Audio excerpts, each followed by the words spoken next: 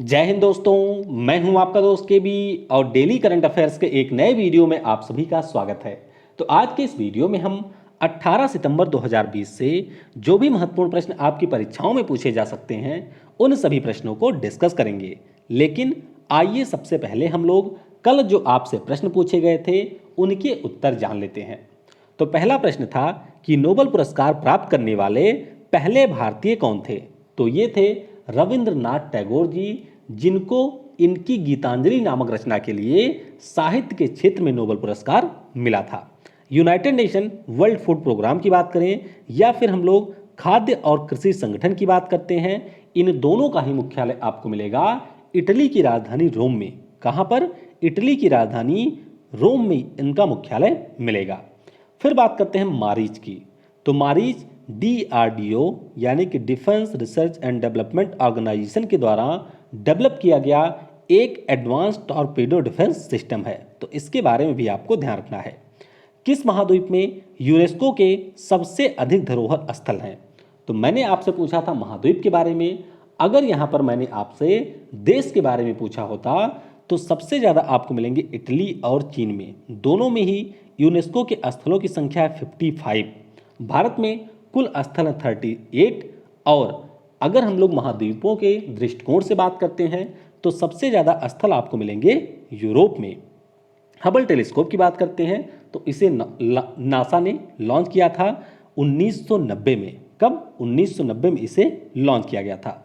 और भारत के पहले स्वदेशी सुपर कंप्यूटर की बात करते हैं तो इसका नाम है परम 8000 और इसे डेवलप किया था सीडेक ने। तो ये थे कल के प्रश्नों के उत्तर और आप में से बहुत सारे लोगों ने इन प्रश्नों का सही उत्तर दिया था। ये हैं उन लोगों के नाम जिन्होंने कल ऐप के ऊपर क्विज दिया था। तो चंदन साहनी, इन्होंने मात्र 2 सेकंड में ही क्विज दे दिया था, तो काफ़ी लग रहा है ये तेज है पढ़ने में। अनंत कुमार, जिन्होंने 5 सेकंड में दिया था। रविंद्र कश्यप, रोहित निषाद, श्याम प्रताप निषाद, सैफाली आनंद, चंदन सिंह नयाल, राजकुमार आनंद और जय सिंह। इसके अलावा है युवराज पांडे, जिन्होंने यहाँ पर क्विज दिया था। और इस वीडियो की जो PDF है वह आप टेलीग्राम से डाउनलोड कर सकते हैं। इसके अलावा kvguruji.in के ऊपर अब जब आप PDF डाउनलोड करेंगे तो वहां पर अब आपको एक बहुत ही बेहतर सुविधा भी मिलेगी। सुविधा का मतलब यहां पर यह है कि अब जब आप PDF को जनरेट कर लेंगे और उसके बाद में यहां पर आप किस लाइन को या फिर किस प्रश्न को अपने उस PDF में चाहते हैं या फिर किस शब्द को नहीं चाहते हैं, उन सभी को आप यहाँ पर इंक्लूड या एक्सक्लूड कर सकते हैं। यानी कि जो टेस्ट आप चाहेंगे कि वह PDF में ना हो या जो आपको लगता है कि यह प्रश्न आपकी पार्टिकुलर परीक्षा के लिए महत्वपूर्ण नहीं है, उस प्रश्न को आप अपने PDF से रिमूव कर सकते हैं। तो ये उसी प्रकार की सुविधा है जैसे आपको नोट बनाने की सुविधा मिलती है, तो ठीक उसी प्रकार से PDF आप जनरेट कर सकते हैं। हालांकि अगर आपको दिक्कत होती है तो आप नीचे कमेंट में बता सकते हैं, तो मैं एक सेपरेट वीडियो में आपको ये बता दूंगा कि किस प्रकार से आप यहाँ पर PDF को डाउनलोड कर सकते हैं। और वीडियो अगर आपको पसंद आता है तो इसे लाइक और अपने दोस्तों के साथ में शेयर जरूर करिएगा। चलिए अब हम लोग पहले प्रश्न के साथ में शुरुआत करते हैं। सितंबर 2020 में विश्व रोगी सुरक्षा दिवस यानी कि वर्ल्ड पेशेंट सेफ्टी डे कब मनाया गया है? तो ये आपका मनाया गया है 17 सितंबर को। तो इस प्रश्न का ऑप्शन सी करेक्ट होगा। तो जो भी हमारे पेशेंट होते हैं उनके सुरक्षा के प्रति लोगों को जागरूक करने के लिए पिछले वर्ष यानी कि मई 2019 में विश्व स्वास्थ्य संगठन के द्वारा इसकी घोषणा की गई थी। और अगर आपको याद हो तो जब मैंने पिछले साल सितंबर में आपको पढ़ाया था तो उस समय मैंने आपको ये बताया था कि विश्व रोगी सुरक्षा दिवस 2019 में पहली बार मनाया गया था। और बात करते हैं इस दिवस के थीम की। तो इस बार की थीम है health worker safety A priority for patient safety, यानी कि जो भी हमारे स्वास्थ्य कर्मी हैं उनकी सेफ्टी यहाँ पर सबसे ज़्यादा महत्वपूर्ण है, क्योंकि अगर स्वास्थ्य कर्मी की सुरक्षा रहेगी तभी हमारे जो पेशेंट हैं उनकी सेफ्टी को हम सुनिश्चित कर सकते हैं। बाकी कल हम लोगों ने ओजोन परत के लिए संरक्षण दिवस मनाया था और 15 सितंबर को 2 दिवस थे। एक तो हमारा था राष्ट्रीय इंजीनियर दिवस और एक था हमारा अंतर्राष्ट्रीय लोकतंत्र दिवस। तो इनके बारे में भी आपको ध्यान रखना है। अगला प्रश्न है फिमिसिनो अंतर्राष्ट्रीय एयरपोर्ट जो कि हाल ही में समाचारों में है किस देश में स्थित है? तो ये जो आप एयरपोर्ट है ये आपको मिल जाएगा इटली में, यानी कि इस प्रश्न का ऑप्शन बी करेक्ट होगा। अब यहाँ पर मामला क्या हुआ है, आपको पता होगा कि कोविड-19 के कारण जो हमारी हवाई उड़ानें हैं वह काफ़ी हद तक सीमित की गई हैं, और इसी दौरान जो भी हमारे एयरपोर्ट उड़ानों का संचालन कर रहे हैं उनके लिए कुछ गाइडलाइन है कि उनको अपने यहाँ पर कोविड-19 के प्रसार को रोकने के लिए कुछ मेजरमेंट लेने होंगे।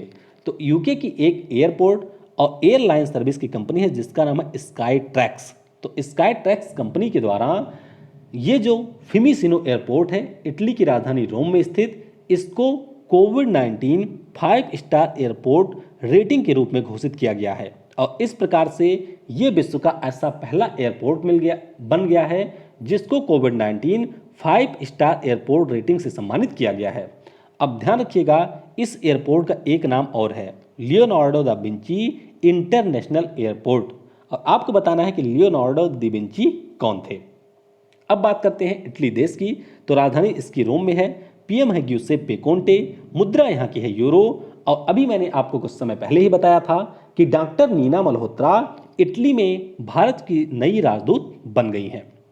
और ये आप लोकेशन देख सकते हैं इटली की, यूरोप महाद्वीप का यह एक देश है जो कि फ्रांस, स्विट्जरलैंड, ऑस्ट्रिया, स्लोवेनिया के साथ में अपनी सीमा साझा करता है, और ये आपको द्वीप मिलेगा सिसिली जो कि इटली का ही पार्ट है। सितंबर 2020 में जारी मानव पूंजी सूचकांक यानी कि ह्यूमन कैपिटल इंडेक्स में भारत किस स्थान पे रहा है, तो इसमें भारत का स्थान रहा है 116वां। तो इस प्रश्न का ऑप्शन ए करेक्ट होगा। इस रिपोर्ट के बारे में आपको ये ध्यान रखना है कि विश्व बैंक के द्वारा इस रिपोर्ट को जारी किया गया है। तो विश्व बैंक ने विभिन्न देशों के जो भी पैरामीटर थे उनको यहाँ पर एनालाइज किया, और इनमें कुल देशों की संख्या रही है 174। तो इन डेटा को एनालाइज करने के बाद में विश्व बैंक के द्वारा यहाँ पर स्वास्थ्य और शिक्षा के ऊपर डेटा को कलेक्ट करने के बाद में इस वर्ष रिपोर्ट को जारी किया गया है। अब 2018 में जब ये रिपोर्ट आई थी तो उस समय भारत का स्थान था 115वां, यानी कि अब भारत एक स्थान नीचे आ चुका है, अब भारत पहुंच चुका है 116वें स्थान पे। इस रिपोर्ट की अगर हम लोग बात करते हैं तो यहाँ पे जो भी हमारे देश होते हैं उनको 0 से 1 के बीच में रैंकिंग दी जाती है, यानी कि उनको नंबर दिया जाता है। और भारत की बात करें तो भारत का स्कोर 2018 में था 0.44, जो कि बढ़कर के 0.49 पहुंच चुका है। इस रैंकिंग में सिंगापुर रहा पहले स्थान पे, हांगकांग रहा है दूसरे स्थान पे, और जापान रहा है तीसरे स्थान पे। अब बात करते हैं कुछ अन्य महत्वपूर्ण चीज़ों की। विश्व बैंक के द्वारा ईज ऑफ डूइंग इंडेक्स जारी किया जाता है, यानी कि व्यापार सुगमता सूचकांक, और यहाँ पर विश्व बैंक ने कहा है कि अब हम लोग ease of doing business index को जारी नहीं करेंगे। अभी हमने कुछ समय पहले ही पढ़ा था वैश्विक आर्थिक स्वतंत्रता सूचकांक के बारे में, जिसको कनाडा के फ्रेजर इंस्टीट्यूट ने जारी किया। इसमें भारत का स्थान था 105वां। United nation sustainable network solution के द्वारा विश्व प्रसन्नता सूचकांक जारी किया गया था 20 मार्च को, उसमें भारत का स्थान था 144वां। और जो हमारे यहाँ पर विश्व प्रेस स्वतंत्रता सूचकांक जारी किया गया था उसमें भारत का स्थान था 142वां। तो ये सभी जो आपके इंडेक्स हैं काफ़ी ज़्यादा महत्वपूर्ण है, तो इनके बारे में आपको ध्यान रखना है। हाल ही में ग्रेट लर्निंग ने किसे अपने ब्रांड एम्बेसडर के रूप में नियुक्त किया, तो वर्तमान में भारतीय क्रिकेट टीम के कप्तान विराट कोहली को ग्रेट लर्निंग के द्वारा अपने ब्रांड एम्बेसडर के रूप में नियुक्त किया गया है। तो इस प्रश्न का ऑप्शन बी करेक्ट होगा। अब बात करते हैं यहाँ पर ग्रेट लर्निंग की, तो यह एक उच्च शिक्षा के लिए एडुटेक कंपनी है। आप यहाँ पर देख सकते हैं पावर और career with PG programmes from the world best universities, यानी कि अगर आपको पीजी प्रोग्राम को ज्वाइन करना है तो इस ऐप की मदद आप ले सकते हैं। इससे पहले मैंने आपको कई सारे अन्य ब्रांड एम्बेसडर के बारे में भी बताया था, जैसे कि WTF स्पोर्ट ने बनाया है सुरेश रैना और हरमनप्रीत कौर को, ओकले ने बनाया रोहित शर्मा को, बजाज आलियांज लाइफ इंश्योरेंस ने बनाया है आयुष्मान खुराना को, एस बॉटॉप ने बनाया ड्वेन ब्रावो को, मिंत्रा ने बनाया है कियारा आडवाणी यानी कि प्रीति को, प्लेयर जपाट ने बनाया है भुवनेश्वर कुमार और स्मृति मंधाना को, पेटीएम फर्स्ट गेम्स के द्वारा सचिन तेंदुलकर को बनाया गया है, और इमामी के द्वारा अपने हाइजीन उत्पादों के लिए अभिनेत्री जूही चावला को ब्रांड एम्बेसडर बनाया गया है। सितंबर 2020 में भारत की कौन सी कंपनी बाजार पूंजीकरण के आधार पर भारत की 10वीं सबसे मूल्यवान कंपनी बन गई है? तो ये कंपनी है HCL टेक्नोलॉजीज लिमिटेड, यानी कि इस प्रश्न का ऑप्शन बी करेक्ट होगा। अब ये होता क्या है? तो देखिए, जो भी हमारी कंपनियां होती हैं जो शेयर मार्केट में इंटर करती हैं, वह अपने आप को लिस्ट कराती हैं बॉम्बे स्टॉक एक्सचेंज में। और मैं आपको कई बार बता चुका हूं कि बाजार पूंजीकरण या फिर अगर हम लोग बात करते हैं मार्केट कैप की, तो किसी कंपनी के द्वारा कुल कितने शेयर इशू किए गए हैं, उनमें से एक शेयर की कीमत कितनी है, और कुल शेयरों की संख्या में जब हम लोग एक शेयर की कीमत से मल्टीप्लाई कर देते हैं तो फिर जो वैल्यू आती है वह उस कंपनी की टोटल मार्केट कैप होती है। तो रिलायंस के बारे में जैसे हम लोगों ने पढ़ा था कि इसका मार्केट कैप 200 बिलियन के ऊपर पहुंच चुका है, उसी प्रकार से अब यहां पर जो HCL टेक्नोलॉजीज लिमिटेड है वह भारत देश की 10वीं सबसे मूल्यवान कंपनी बन गई है बाजार पूंजीकरण के आधार पर। तो इन्होंने पीछे किसे किया है? तो ITC लिमिटेड को इन्होंने पीछे कर दिया है, जिनका मार्केट कैप है 2.2 ट्रिलियन इनका मार्केट कैप है। उसकी तुलना में जो आपकी HCL कंपनी है इसका मार्केट कैप 2.21 ट्रिलियन रुपए पे पहुंच चुका है। तो ये आपको ध्यान रखना है। वैसे अगर हम लोग भारत के सबसे महत्वपूर्ण कंपनियों के बारे में बात करते हैं तो यहाँ पर रिलायंस पहले स्थान पे है, TCS है दूसरे स्थान पे, और HDFC बैंक लिमिटेड रहा है तीसरे स्थान पे। तो आज हमारे यहाँ का थोड़ा सा मौसम खराब है, तो हो सकता है वॉइस में थोड़ी सी आपको प्रॉब्लम देखने को मिले, तो इसके लिए आप एडजस्ट कर लीजिएगा। अखिल भारतीय खुशहाली रिपोर्ट यानी कि ऑल इंडिया हैप्पीनेस रिपोर्ट 2020 में कौन सा राज्य शीर्ष पर रहा है? तो ये रिपोर्ट पहली बार जारी की गई है और इसमें आपका शीर्ष स्थान पर रहा है मिजोरम। तो इस प्रश्न का ऑप्शन ए करेक्ट होगा। तो एक हमारे यहाँ पर बहुत ही प्रसिद्ध शोधकर्ता हैं जो कि हमारे IIT और IIM के लिए बहुत सारे डेटा प्रकाशित कर चुके हैं। इनका नाम है राजेश पिलानिया जी। तो राजेश पिलानिया जी के द्वारा बिजनेस वायर इंडिया मैगजीन के साथ में मिलकर के ये रिपोर्ट को जारी किया गया और इस दौरान इन्होंने मार्च 2020 से लेकर के जुलाई 2020 तक के बीच 16,950 लोगों का सर्वे किया और उसी के आधार पर इस डाटा को रिलीज किया है। तो मिजोरम रहा है पहले स्थान पे, पंजाब रहा है दूसरे स्थान पे और अंडमान निकोबार रहा है तीसरे स्थान पर। यानी कि मिजोरम राज्य के जो लोग हैं वे सबसे ज़्यादा खुश हैं। और मैंने अभी आपको बता ही दिया था यूनाइटेड नेशन के विश्व प्रसन्नता सूचकांक के बारे में, जिसमें भारत का स्थान रहा है 144वां। राज्यसभा में पारित किए गए आयुर्वेद विधेयक 2020 में से किस राज्य में स्थित संस्थान को राष्ट्रीय महत्व का घोषित किया गया है?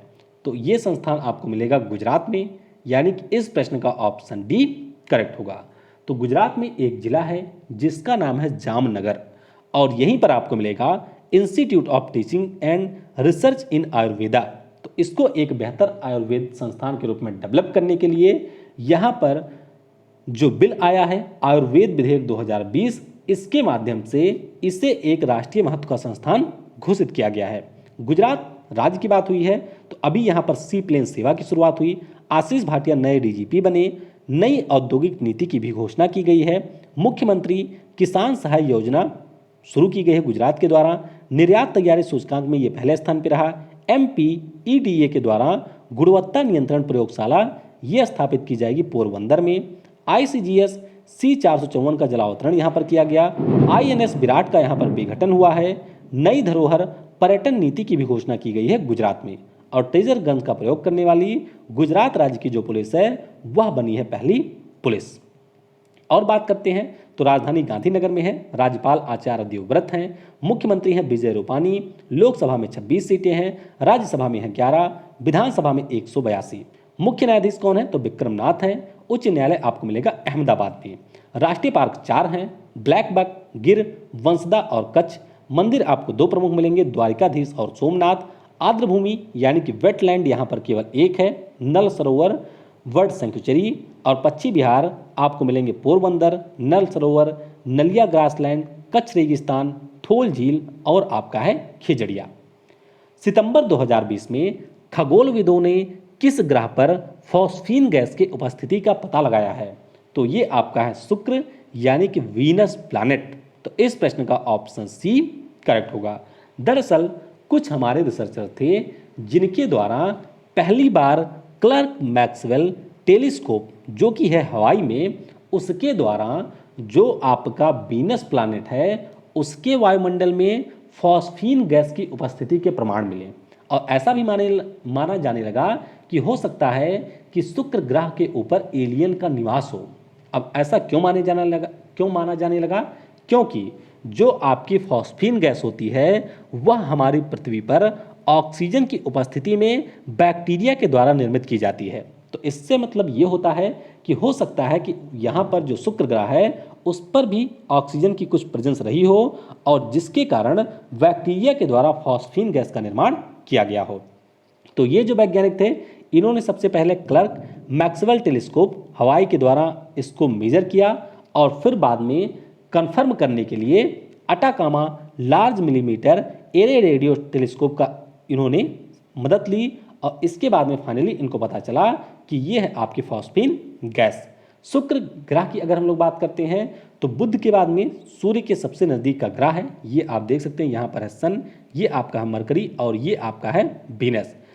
अगर हम लोग बात करते हैं शुक्र ग्रह की तो इसे पृथ्वी की सिस्टर भी कहा जाता है क्योंकि लगभग हमारे पृथ्वी के समान आकार का यह एक ग्रह है और इसे हमारी पृथ्वी से सुबह और सांझ के तारे के नाम से भी जाना जाता है, यानी कि भोर और इवनिंग स्टार के रूप में भी इसे जाना जाता है। और चंद्रमा के बाद में जो हमारा खगोलीय पिंड पृथ्वी से सबसे ज़्यादा चमकता हुआ दिखाई देता है वह आपका है वीनस। तो ये भी आपको ध्यान रखना है। ऑनलाइन पोकर्स प्लेटफॉर्म 9 स्टैक्स ने किस क्रिकेटर को अपना ब्रांड एम्बेसडर नियुक्त किया है? तो यहाँ पर नियुक्ति की गई है सुरेश रैना की। तो इस प्रश्न का ऑप्शन डी करेक्ट होगा। और सुरेश रैना के बारे में मैंने आपको बताया ही था कि ये उत्तर प्रदेश राज्य के एक क्रिकेट खिलाड़ी हैं और इन्होंने पिछले माह ही महेंद्र सिंह धोनी जो कि पूर्व भारतीय कप्तान थे उनके साथ में संन्यास की घोषणा की थी। बाकी इन सभी के बारे में आपको ऑलरेडी बता चुका हूँ।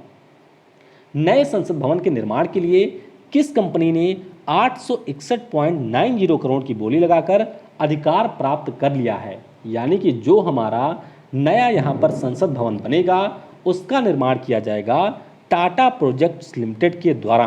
तो इस प्रश्न का ऑप्शन बी करेक्ट होगा। तो केंद्र सरकार के द्वारा इसी वर्ष में जनवरी 2020 में यानी कि इस वर्ष के शुरुआत में सेंट्रल विस्टा पुनर्विकास प्रोजेक्ट की घोषणा की गई थी और इसके अंतर्गत ये आप जो पूरा रीजन देख रहे हैं राष्ट्रपति भवन से लेकर के यहाँ पर इंडिया गेट तक, बीच में आपका राजपथ भी है, उसके अलावा न्यू पार्लियामेंट हाउस भी इस प्रकार से बनेगा। तो इन सभी को डेवलप किया जाएगा। तो कुल मिलाकर के 8 साइट हैं जिनको यहाँ पर डेवलप किया जाना है और इसी के लिए सेंट्रल विस्टा पुनर्विकास प्रोजेक्ट की घोषणा की गई थी और इसी के लिए यहाँ पर अभी बोली लगाई गई और इसमें सबसे ज़्यादा बोली लगाई टाटा प्रोजेक्ट्स लिमिटेड ने। आपको ये ध्यान रखना है कि जो हमारा वर्तमान संसद भवन है इसका निर्माण 1921 में शुरू हुआ था और इसे डिजाइन किया था एडविन लुटियंस और हर्बर्ट बेकर ने। तो ये प्रश्न कई बार पूछा जाता है और इसमें पहली जो सभा थी वह 19 जनवरी 1927 को आयोजित की गई थी और उस समय जो वायसराय थे लॉर्ड इरविन उनके द्वारा इसका उद्घाटन किया गया था। किस राज्य की सरकार ने आर्थिक स्पंदन ऋण वितरण योजना को लॉन्च किया है? तो ये लॉन्च किया है कर्नाटक राज्य की सरकार ने, यानी कि इस प्रश्न का ऑप्शन सी करेक्ट होगा। तो जो वर्तमान में सीएम है कर्नाटक राज्य के, इन्होंने आर्थिक स्पंदन ऋण वितरण योजना को लॉन्च किया है और इसमें 39,300 करोड़ रुपए के प्रारंभिक राशि के साथ में ऋण को वितरित किया जाएगा। अब आपको थोड़ा सा ये ध्यान रखना है कि जो यहाँ पर ऋण दिया जाएगा उसमें से 15,300 करोड़ का जो ऋण है वह कृषि क्षेत्र में दिया जाएगा और बाकी जो 24,000 करोड़ का ऋण होगा यह गैर कृषि क्षेत्रों के लिए आवंटित किया गया है। कर्नाटक से जुड़े हुए कुछ हम अन्य करंट अफेयर्स की बात करते हैं। तो जन सेवक योजना यहाँ पर शुरू की गई, नेकर सम्मान योजना भी शुरू की गई। अभी यहाँ पर एक फ्लाईओवर का नाम वीर सावरकर के नाम पर रखा गया। बेंगलुरु से पहली roll on roll of train चलाई गई महाराष्ट्र के लिए। पहला खिलौना विनिर्माण क्लस्टर भी कर्नाटक में बनेगा। एक भारत श्रेष्ठ भारत के अंतर्गत उत्तराखंड के साथ में इसे टैग किया गया है। अभी यहाँ पर नई सूचना प्रौद्योगिकी नीति की भी घोषणा की गई है। विश्व बैंक के द्वारा समर्थित रिवार्ड परियोजना जो कि यहाँ पर सिंचाई के लिए है उसको भी शुरू किया गया है और भारत की पहली एकीकृत एम्बुलेंस सेवा भी कर्नाटक राज्य में ही शुरू की गई है। तो राजधानी यहाँ की आपको बेंगलुरु में मिलेगी। राज्यपाल हैं वाजूभाई वाला, मुख्यमंत्री हैं BS येदियुरप्पा, लोकसभा में 28 सीटें, राज्यसभा में हैं 12 सीटें, विधानसभा में 224, विधान परिषद में है 75 सीटें। मुख्य न्यायाधीश अभय श्रीनिवास ओका हैं और उच्च न्यायालय इसका आपको मिल जाएगा बेंगलुरु में। टाइगर रिजर्व आपको मिल जाएंगे 5, दांडेली अंशी, भद्रा, बांदीपुर, बिलीगिरी रंगनाथ और आपका है नागरहोल। उसी प्रकार से अगर हम लोग राष्ट्रीय पार्क की बात करते हैं तो ये भी आपके 5 हैं, अंशी, बन्नेरघट्टा, बांदीपुर, नागरहोल और है कुद्रेमुख। कई सारे प्रसिद्ध मंदिर आपको कर्नाटक में मिलेंगे जैसे कि मुरुदेश्वर का मंदिर, विरूपाक्ष का मंदिर, श्रृंगेरी का मंदिर, होयसालेश्वर का मंदिर और आपका है मुकम्बिका का मंदिर। एलिफेंट रिजर्व आपको 2 मिलेंगे, एक हमारा है दांडेली और एक हमारा है मैसूर। ध्यान रखिएगा जो मैसूर है ये भारत का सबसे बड़ा एलिफेंट रिजर्व है। पश्चिम बिहार आपको कई सारे मिलेंगे, घाट प्रभा, कुमारकोम, चुल्लानुर मोर, थाटेकड, सलीम अली। तो ये आपको 4 पश्चिम बिहार भी मिलेंगे। अगला प्रश्न है मौसा त्रोरे जिनका हाल ही में निधन हुआ किस देश के पूर्व राष्ट्रपति थे? तो ये पूर्व राष्ट्रपति थे माली देश के जो कि अफ्रीका महाद्वीप का एक लैंड लॉक कंट्री है। तो इस प्रश्न का ऑप्शन ए करेक्ट होगा। तो 1968 से लेकर के 1991 तक लगभग 21-22 सालों तक इन्होंने माली गणराज्य के राष्ट्रपति के रूप में कार्य किया था और माली देश में इन्हें स्वतंत्रता के जनक के नाम से भी जाना जाता था। तो माली की राजधानी आपको मिलेगी बमाको में। मुद्रा यहाँ की है वेस्ट अफ्रीकन CFA फ्रैंक। तो ये आप देख सकते हैं माली की लोकेशन जो कि Algeria, Nigeria, Burkina Faso, Ivory Coast, इसके अलावा लाइबेरिया, फिर आपका सेनेगल, मॉरिटानिया इनके साथ में अपनी सीमाएं साझा करता है। और कुछ अन्य महत्वपूर्ण चीज़ें भी जान लेते हैं जो कि आपकी परीक्षाओं के दृष्टिकोण से काफ़ी ज़्यादा इम्पॉर्टेंट हैं। आपको मैंने बताया था कि रूस के द्वारा ये घोषणा की गई थी कि हमने कोरोना के लिए सबसे पहला वैक्सीन बना लिया है। हालांकि इन्होंने इसका केवल मात्र 2 फेज तक ही ट्रायल किया था। तो अब इन्होंने इसकी आपूर्ति के लिए भारत की डॉक्टर रेड्डी प्रयोगशाला के साथ में 100 मिलियन इसके डोजेज बनाने के लिए समझौता किया है। यानी कि जो भारत की डॉक्टर रेड्डी प्रयोगशाला है इसके द्वारा 10 करोड़ डोज बनाए जाएंगे स्पुतनिक 5 के। व्हाट्सएप ने जो भी हमारे ग्रामीण क्षेत्र हैं वहाँ पर डिजिटल साक्षरता को बढ़ावा देने के लिए और यहाँ के लोगों को रोजगार के अवसर प्रदान करने के उद्देश्य से जो आपके कॉमन सर्विस सेंटर हैं उनके साथ में मिलकर के चैट बोट लॉन्च करने के लिए समझौता किया है। DSB बैंक इंडिया जो कि सिंगापुर का एक बैंक है, इसने भारत के MSME क्षेत्र को 20 करोड़ तक का ऋण देने के लिए DBS digital business loans for SMEs programme को शुरू किया है। ये आपको ध्यान रखना है। और हमारे यहाँ की जो 12,000 वर्ष पुरानी प्राचीन भारतीय संस्कृति है उसके विकास के अध्ययन के लिए जो हमारे संस्कृति और पर्यटन मंत्री हैं प्रहलाद सिंह पटेल जी, इनकी अध्यक्षता में एक समिति का गठन किया गया है। तो इनके बारे में भी आपको ध्यान रखना है। अब आज की वीडियो से प्रश्न आपके लिए, टर्की देश का राष्ट्रीय खेल क्या है? सवाई जयसिंह द्वारा निर्मित जयपुर में जंतर मंतर क्या है? जंतर मंतर क्या है इसके बारे में आपको बताना है। दुनिया का सबसे बड़ा द्वीपीय समूह वाला देश कौन सा है? यानी कि जिसके पास में सबसे ज़्यादा द्वीप हैं। थर्मोस्कोप का आविष्कार किसने किया था? चंद्रमा की कक्षा में पहुंचने वाली पहली सैटेलाइट कौन थी? और द रियल डील किस बॉक्सर का उपनाम है? ये सारे आपके NTPC में पूछे गए प्रश्न हैं, तो इनके उत्तर आपको नीचे कमेंट में देना है। वीडियो को आपने समय दिया उसके लिए आप सभी को बहुत बहुत धन्यवाद। और जो आज शाम की वीडियो होगी उसमें हम लोग राजस्थान राज्य के पिछले 6 महीने के करंट अफेयर को डिस्कस करेंगे। और सबसे ज़रूरी, पढ़ेगा भारत तो बढ़ेगा भारत।